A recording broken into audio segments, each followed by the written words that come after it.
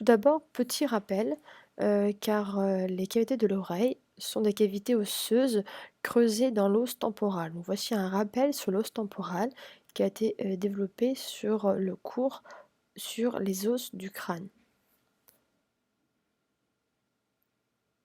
Donc voici une photo d'un crâne en vue supérieure.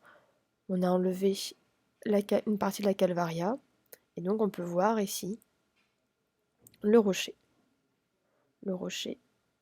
droit et le rocher gauche. Donc voici un zoom de cette région où on voit le schéma de l'os temporal avec l'avant ici et l'arrière, le haut et le bas, et donc ce rocher ou pyramide pétreuse. La face supérieure du rocher, elle est horizontale. Elle appartient à l'étage moyen de la base du crâne. Et l'autre face est la face verticale et appartient à l'étage postérieur de la base du crâne. Vous avez ici l'étage moyen et donc l'étage postérieur à ce niveau. Quels sont les reliefs significatifs? Voici donc sur la face supérieure, on peut voir l'empreinte du ganglion de Gasser, c'est-à-dire l'empreinte du ganglion du trijumeau, où partiront après les branches 5.1, 5.2 et 5.3. Vous avez plus en arrière l'éminence arquée, correspondant au relief du canal semi-circulaire supérieur, qui est dans la pyramide pétreuse et qui va faire un petit relief, donc éminence arquée. Entre les deux faces, vous avez l'arête du rocher et vers l'avant le sommet, qui correspond au foramen lacérum et qui est un orifice pour l'artère carotide interne.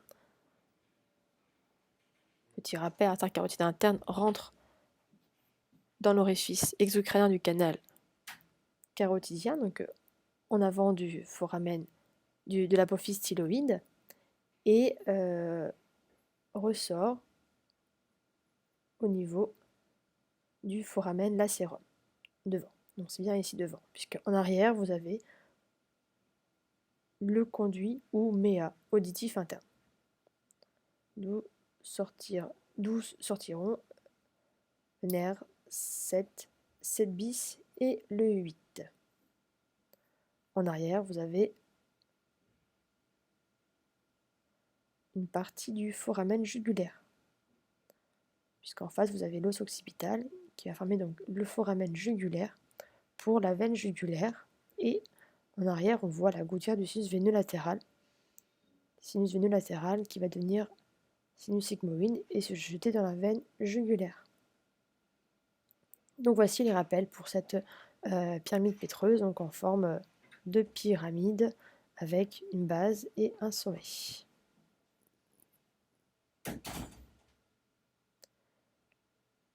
Les fonctions de l'oreille sont l'audition grâce à la cochlée et deuxièmement la fonction d'équilibre grâce au vestibule et aux 3 canaux semi-circulaires que nous allons détailler plus tard. On peut diviser les cavités de l'oreille en 3 parties. Une oreille externe, une oreille moyenne et une oreille interne. Donc voici sur ce schéma une coupe horizontale ou coupe axiale, c'est la même chose. Donc l'avant est par ici, l'arrière, là c'est le dehors et le dedans. Donc le dehors, on devine qu'il y a le pavillon de l'oreille, donc c'est l'extérieur. Donc comme c'est à l'extérieur, la première partie est appelée oreille externe. Ensuite vous avez la membrane du tympan, puis l'oreille moyenne, et ensuite l'oreille interne. Donc là c'est une coupe horizontale. Si on prend une coupe, ou plutôt ici une vue, puisqu'il c'est un schéma où on voit bien le pavillon, coronal, donc là c'est l'extérieur, là c'est l'intérieur, Là, c'est le haut, là, c'est le bas. Là, vous pouvez deviner le pavillon de l'oreille. Donc, vous avez l'oreille externe qui va jusqu'à la membrane du tympan, puis l'oreille moyenne et l'oreille interne. Donc, l'oreille externe comprend le pavillon de l'oreille plus le conduit auditif externe, ou méa auditif externe. La séparation entre les deux, c'est la membrane du tympan.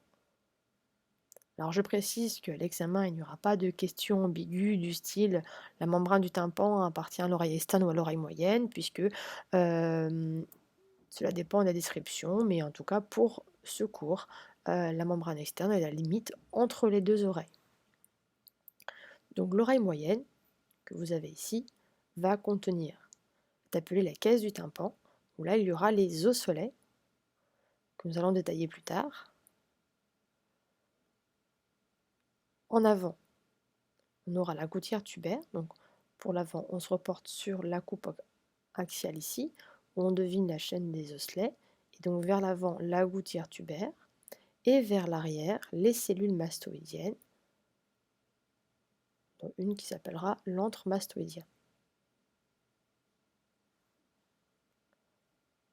Enfin, l'oreille interne, avec la cochlée et le vestibule, c'est-à-dire le labyrinthe, ainsi que le méa auditif interne.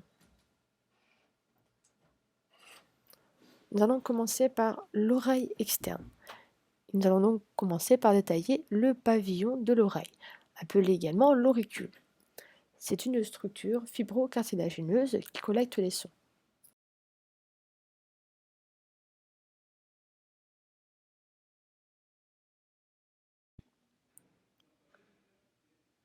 Vous avez différents reliefs sur ce pavillon. Donc voici un schéma du latéral du pavillon. Vous reconnaissez le haut, le bas, l'avant et l'arrière. Donc vous avez au fond donc le méa acoustique externe ici, et donc autour une dépression appelée la conque. Un relief qui est l'hélix et devant l'antéhélix. Donc vous avez un hélix et un antéhélix, comme vous avez un tragus. Le tragus est juste devant là, le méa acoustique externe, et un antitragus qui est de l'autre côté, en face, antitragus. Et le lobule de l'oreille, là où vous percez en général les oreilles. L'innervation sensitive du pavillon est assurée par différents nerfs. D'une part, le 7 bis, donc la branche sensitive du nerf 7, le nerf auriculo-temporal, qui est la branche sensitive du 5-3, le nerf grand auriculaire, donc la branche du plexus cervical. Donc après le pavillon, ce qui va suivre, c'est le méa auditif externe, ou méa acoustique externe. Il contient d'une part une structure fibreuse, fibro-cartilagineuse, et en dedans une partie osseuse. Donc là, c'est le schéma avec la coupe coronale, et ici une vue de profil de l'articulation temporomandibulaire, avec donc la partie osseuse du conduit auditif externe.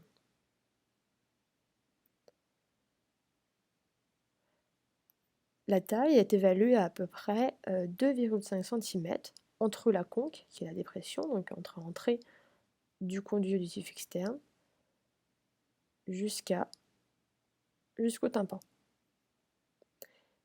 Il exerce une double scolio, c'est-à-dire qu'il y a une forme de S, voilà, dans le plan antéro-supérieur, et également une autre, je reprends le schéma, il y a également une modification sur le plan coronal. C'est pourquoi vous avez du mal à voir le tympan en regardant naturellement par l'oreille et que le médecin va donc tirer sur l'oreille pour pouvoir voir la membrane du tympan avec un otoscope. Ce myoacoustic externe est revêtu d'un tissu cutané avec des glandes sébacées, des glandes cérumineuses, donc qui produit du cérumen et des poils.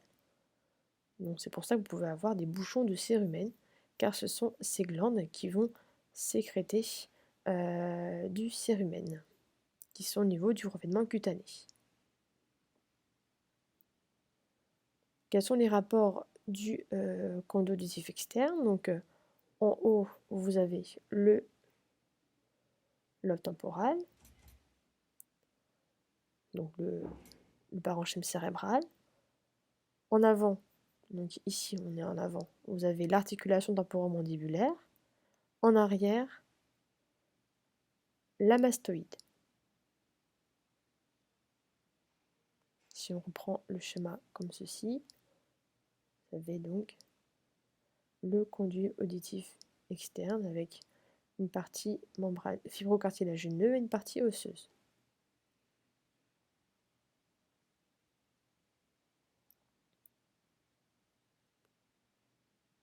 Et donc on voit la scoliose comme ça, avec au début une descente, puis une montée.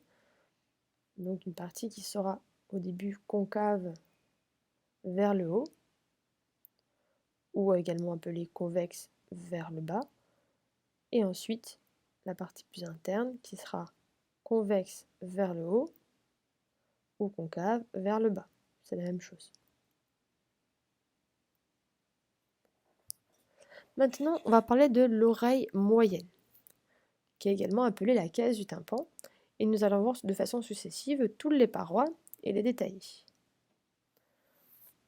Donc la caisse du tympan appartient donc à l'oreille moyenne, et vous avez donc une paroi supérieure qui est appelée la paroi cérébrale, puisqu'au-dessus vous avez le parenchyme cérébral. Vous avez une paroi latérale qu'on appellera une paroi membraneuse puisqu'elle porte la membrane du tympan. Ensuite, une paroi médiane qui est appelée la paroi labyrinthique puisque vous aurez derrière l'oreille moyenne avec le labyrinthe. Une paroi inférieure appelée jugulaire. Vers l'avant, donc une paroi antérieure qu'on appellera carotidienne, puisqu'on verra tout à l'heure qu'il y a des rapports entre la trompe auditive et la carotide, et en arrière, une paroi postérieure appelée mastoïdienne, puisque les cellules mastoïdiennes sont dans la mastoïde. Donc coupe coronale, coupe horizontale, et je vous ai rajouté des photos d'écran de scanners de patients. Donc là, c'est une coupe coronale où il y a des séquences qui sont plutôt osseuses pour bien voir justement cette oreille interne. Donc on devine sur les côtés le pavillon de l'oreille, et donc vous avez l'oreille ici, moyenne. Et ici, vous pouvez voir le rachis cervical. Sur une coupe horizontale, qui correspond à cette coupe-ci, de scanner, là c'est donc le schéma, et ici le scanner en coupe horizontale, où on peut voir les cellules mastoïdiennes et l'oreille, avec le méa auditif interne ensuite. Et on devine les osselets ici, de l'autre côté aussi. Et on voit donc c'est noir ici, puisque vous avez de l'air dedans, qui correspondent aux cellules mastoïdiennes. Donc tout d'abord la membrane du tympan, qui est donc la limite entre l'oreille externe et l'oreille moyenne.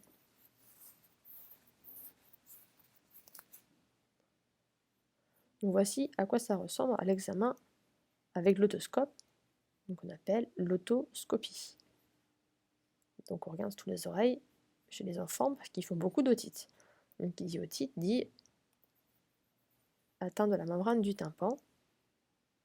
Et dans certaines otites, les médecins sont parfois amenés à faire une incision de la membrane du tympan, à percer les tympans pour pouvoir évacuer une collection de pus éventuellement de l'autre côté. Et donc ce geste-là s'appelle la parasynthèse. Bon, plus tard, vous verrez dans vos cours d'ORL qu'on peut aussi mettre des aérateurs transtympaniques, appelés également yo-yo. Bref, revenons à l'anatomie. Donc, vous avez des reliefs. Donc voici le schéma de la membrane du tympan, où là vous avez l'avant et l'arrière. Donc c'est une vue externe, on regarde par l'extérieur. Et donc c'est, comme ça c'est l'avant, vous avez donc la membrane du tympan d'une oreille droite. L'avant, l'arrière. Ce que l'on voit ici, donc le numéro 1, c'est le relief du manche du marteau, appelé également la strie maléaire, puisque derrière, de l'autre côté, donc au niveau de la membrane de l'oreille moyenne, vous avez les osselets donc avec le marteau derrière. Donc là, on voit le relief. Ça correspond ici, là.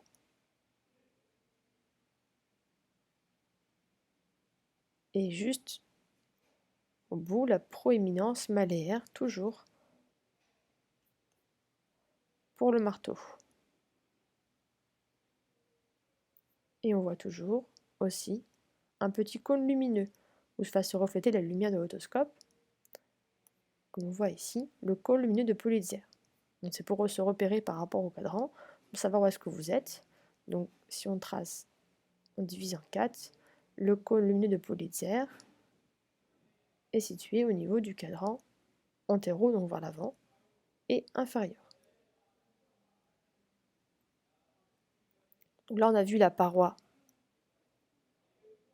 latérale de la case du tympan. Maintenant la paroi médiane, appelée paroi labyrinthique.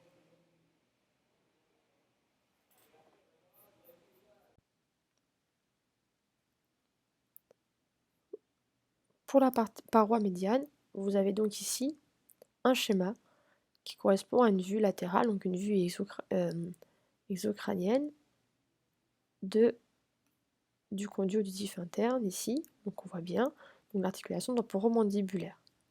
Donc là sur le schéma on a enlevé la mandibule et donc on peut voir le tympanal ici, l'apophyse zygomatique ici. Donc maintenant si on enlève le tympanal et qu'on enlève également la chaîne des osselets et la membrane du tympan,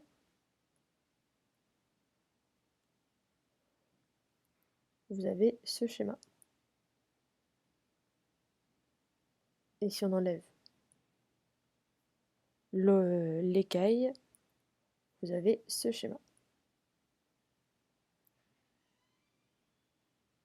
Alors, en avant, donc de cette paroi labyrinthique, vous avez ce qu'on appelle la gouttière tubaire, ou également appelée trompe d'Eustache. On la verra juste après. En haut, vous avez un petit conduit osseux qui chemine à la superficie de la paroi interne de la case du tympan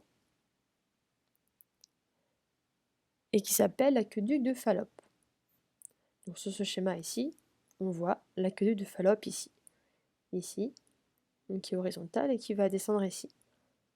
Cet aqueduc de Fallope est donc un conduit osseux dans lequel passe le nerf numéro 7, qui est donc protégé dans cet aqueduc de Fallope. L'aqueduc de Fallope a donc un trajet en baïonnette avec différents segments. Un premier segment qui est labyrinthique, qu'on ne voit pas ici, qu'on verra tout à l'heure, dans l'oreille interne, au niveau du labyrinthe, donc segment labyrinthique, un segment ici qu'on voit tympanique, qui est horizontal et qui est donc dans la caisse du tympan, et un segment vertical qui est mastoïdien puisqu'il est dans la mastoïde. Donc à retenir, repère en haut, l'aqueduc de Fallope.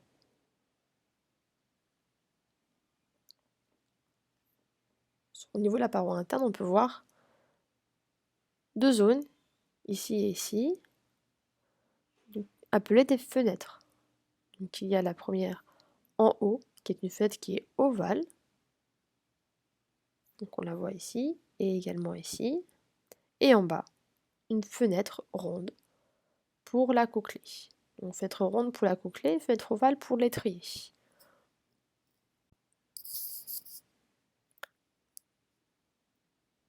Dans l'oreille moyenne, vous avez donc la gouttière tubaire.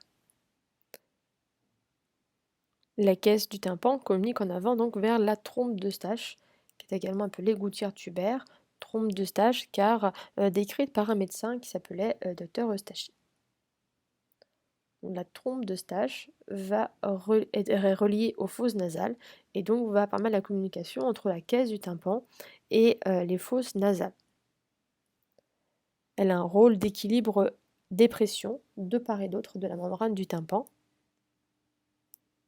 C'est pourquoi, lorsque vous prenez l'avion et que vous avez mal aux oreilles, il faut déglutir ou bâiller pour pouvoir ouvrir cette gouttière tubaire et faciliter l'équilibre des pressions et donc éviter que la membrane du tympan ne se rompe. La gouttière est donc ici, en avant de la caisse du tympan. Elle est oblique, c'est-à-dire qu'elle descend. Elle est oblique en avant, donc en dedans. Donc là, vous avez le schéma de profil. Là, vous avez une vue de face, hein, avec le pavillon, le condylogisif externe, la membrane du tympan, donc la cage du tympan en arrière, et vers l'avant, donc la gouttière tubaire. Donc oblique en avant, en dedans, puisqu'elle va vers le dedans, et en bas. Elle mesure environ 4 cm. C'est un conduit qui est ostéocartilagineux, avec une partie qui est en arrière ici.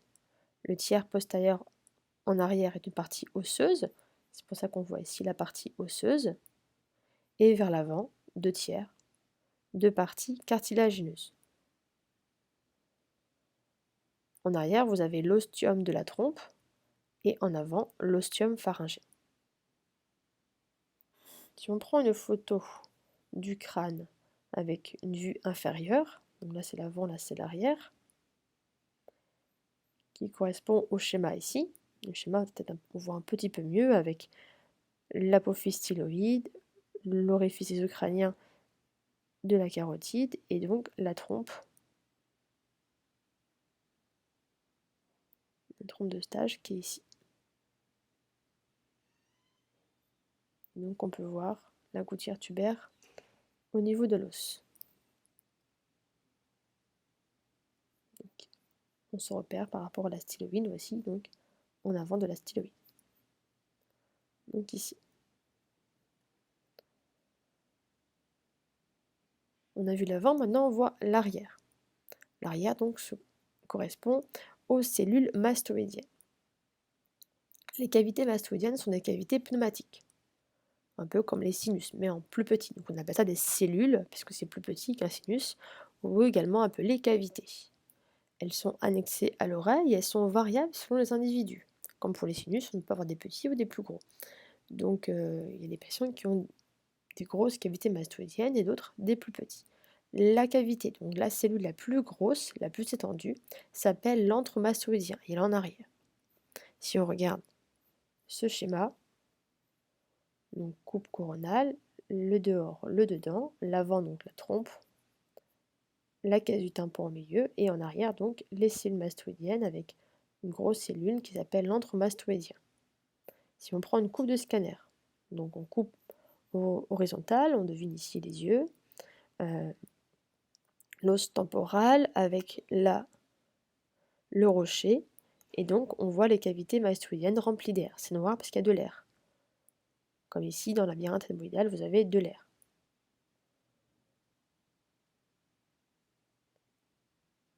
Donc à noter que la troisième portion, donc portion verticale du nerf facial est donc mastoïdien, donc au niveau de la mastoïde, proche des cils mastoïdiens. En neurochirurgie, quand on doit traiter des tumeurs de la fosse postérieure, nous devons faire attention aux cils mastoïdiennes, de ne pas les ouvrir, car il peut y avoir une communication donc avec l'oreille et les fosses nasales, donc un risque d'infection.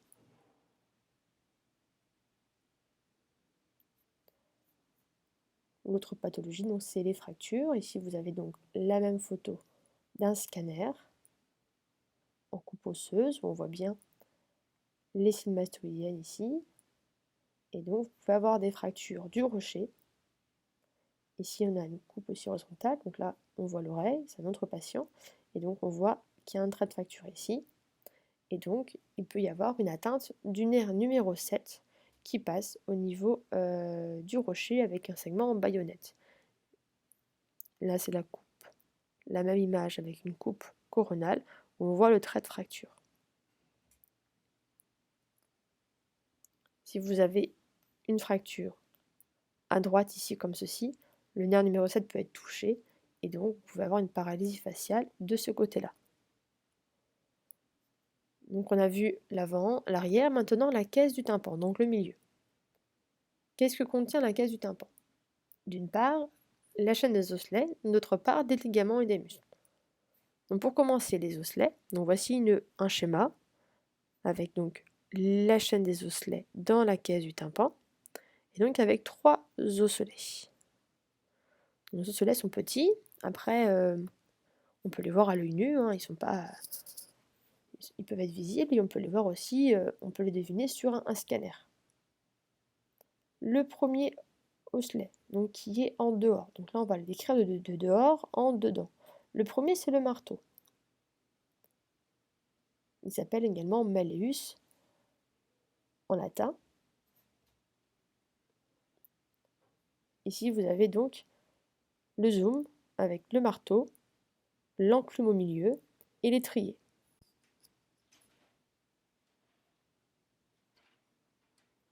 Donc le marteau se compose d'un manche ici qui est fixé à la membrane du tympan. Le manche il est oblique en bas et en arrière. Et donc il correspond au relief qu'on a vu plus tôt ici au niveau du tympan. Donc là, il est de l'autre côté, et c'est pour ça que nous avons la strie malléaire au niveau de la membrane du tympan. Donc, ici, le manche. Après le manche, vous avez donc une tête, qui est ici, et c'est la tête qui sera articulée avec l'enclume.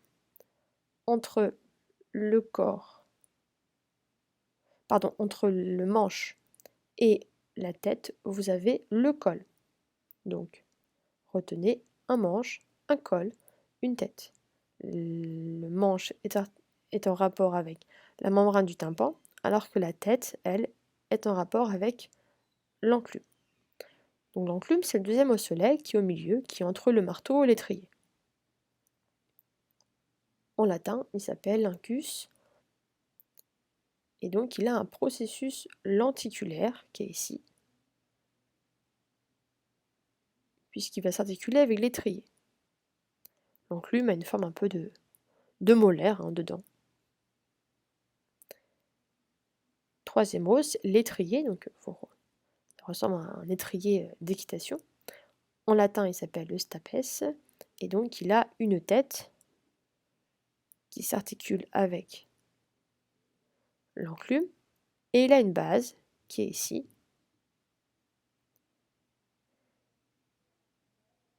La base est en rapport avec donc, la fenêtre ovale. Je reprends le schéma de tout à l'heure. La fenêtre ovale ici, qui est en haut pour l'étrier. Donc la fenêtre ovale, vous avez donc l'étrier. Donc l'étrier, une tête en rapport avec l'enclume, une base et 2 branches. Ces osselets, ils sont donc articulés entre eux, mais ils sont liés à la paroi de la cage du tympan grâce à des ligaments. Vous avez également des muscles, avec le muscle tenseur du tympan et le muscle de l'étrier, qui permettra la communication des sons. On le verra plus en détail lors du cours sur les organes des sens. Enfin, l'oreille interne. L'oreille interne est constituée d'un labyrinthe membraneux ainsi que d'un labyrinthe osseux. Nous détaillerons le labyrinthe membraneux sur le cours sur les organes des sens. Quant au labyrinthe osseux, le labyrinthe est constitué donc du vestibule et des canaux semi-circulaires, plus de la cochlée. Donc en arrière et en haut, vous avez le système de l'équilibre, et en avant et un peu plus en bas, le système de l'audition.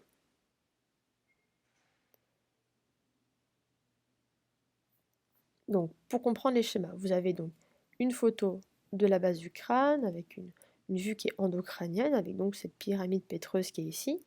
Donc là c'est à peu près pareil, l'orientation a changé. Et vous pouvez donc voir dessiné ici, donc en arrière et un peu plus haut, ce vestibule avec 3 canaux semi-circulaires.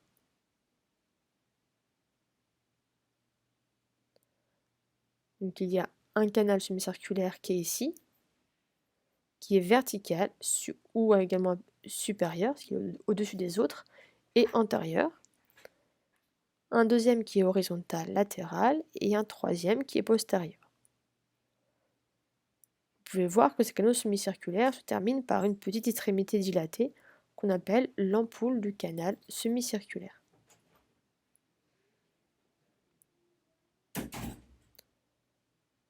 Et donc ils sont en lien avec le vestibule proprement dit.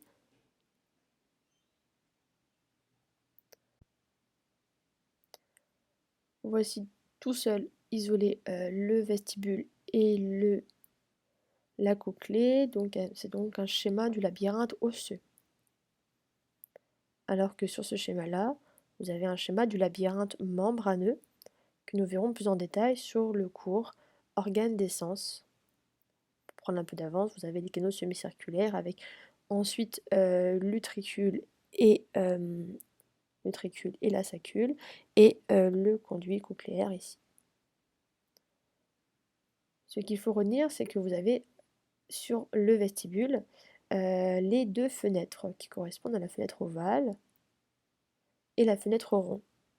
La fenêtre ovale pour l'étrier et la fenêtre ronde pour la cochlée. La fenêtre ovale, on a dit que c'était pour l'étrier, et en bas, la fenêtre ronde pour la cochlée. Donc sur le schéma du labyrinthe membraneux, on peut mettre en correspondance ces fenêtres avec la fenêtre ici reliée à l'étrier. Ce qui est en bleu ici, c'est l'endolymphe, qui va faire donc communiquer les sons, et ici la fenêtre ronde ou cochléaire qui correspond à la fin de la rampe du canal cochléaire. Donc voici pour le vestibule osseux ici, et donc là on est dans le sens que vous connaissez mieux, l'avant, l'arrière, là c'est de l'autre côté. Maintenant la cochlée, donc il y a un petit L sur le schéma puisque on l'appelle également le limaçon. Mais maintenant la nouvelle nomenclature reste la cochlée. Donc la cochlée pour l'audition. Et ce qu'il faut retenir, c'est que vous avez entre les deux la portion labyrinthique du 7. Donc le nerf numéro 7 va passer entre le labyrinthe, donc en avant il y aura le limaçon, pardon, va passer, donc en avant il y aura le limaçon et en arrière il y aura le vestibule. Donc le labyrinthe va passer entre les deux. La portion labyrinthique passe entre les deux, et c'est un segment qui est horizontal, avec un axe qui est perpendiculaire au axe du rocher. Le rocher, il a un axe comme ceci, alors que l'axe de la portion labyrinthique est perpendiculaire. À noter que la deuxième portion, qui est la portion tympanique, est également horizontale, mais elle est parallèle à l'axe du rocher. On ne le voit pas sur ce schéma. Ici, vous pouvez deviner la carotide interne qui rentre dans la pyramide pétroise ici et qui en ressort par le sommet.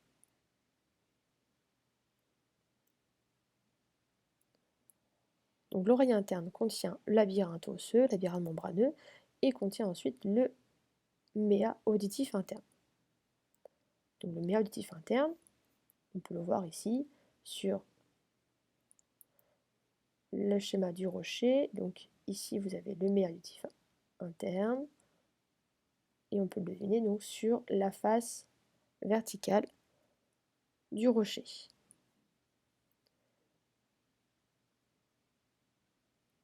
On peut diviser l'orifice, donc le conduit auditif interne, en 4 cadrans. On coupe comme cela, donc avec des cadrans supérieurs, des cadrans inférieurs, et des cadrans vers l'avant, qui est ici, et l'arrière ici. Donc le cadran qui est en haut et vers l'avant correspond au nerf facial, donc à la fin de la portion labyrinthique, là, le nerf facial qui sort ici. En bas et en avant, vous avez le nerf cochléaire. Ici pour la cochlée, l'imation, donc pour l'audition, et le nerf vestibulaire dans le cadran supéro-postérieur et inféro-postérieur, donc les deux cadrans de l'arrière. Voilà, c'est terminé pour le cours sur l'oreille.